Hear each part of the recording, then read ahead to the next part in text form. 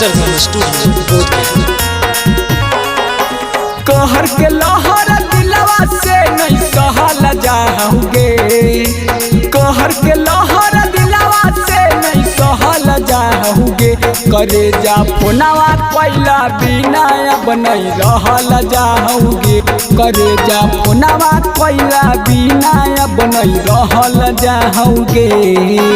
कहर के लहर दिलवा से नहीं सहल जाओगे, कहर के लहर दिलवा से नहीं सहल जाओगे।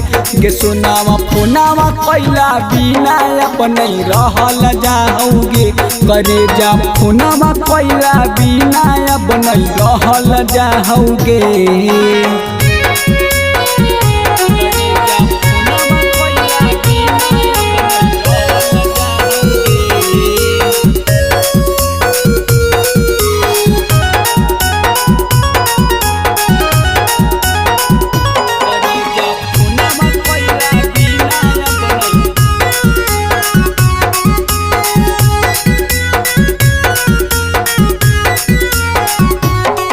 अग देनी तू जखम ऐसन मिलल न मरहम गे, सह न पैबै गे करे जा कैसे जीबै हम गे।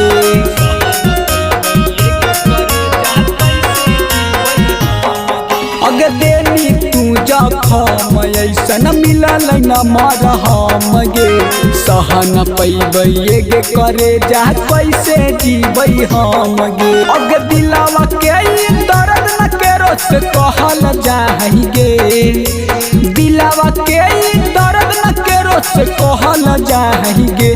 करे जा फोनावा कोइला बिना अब नहीं रहल जाएंगे, करे जा फोनावा कोइला बिना अब नहीं रहल जाओगे।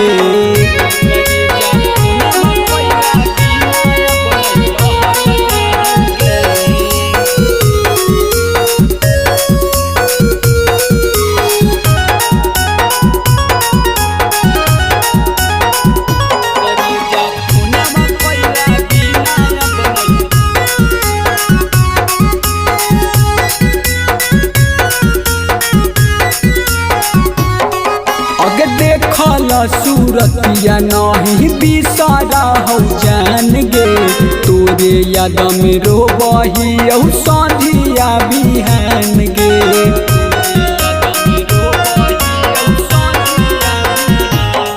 अग देखल सूरतिया नहीं बिसारा हो जान गे, तोरे याद में रोबही रतिया बिहान गे।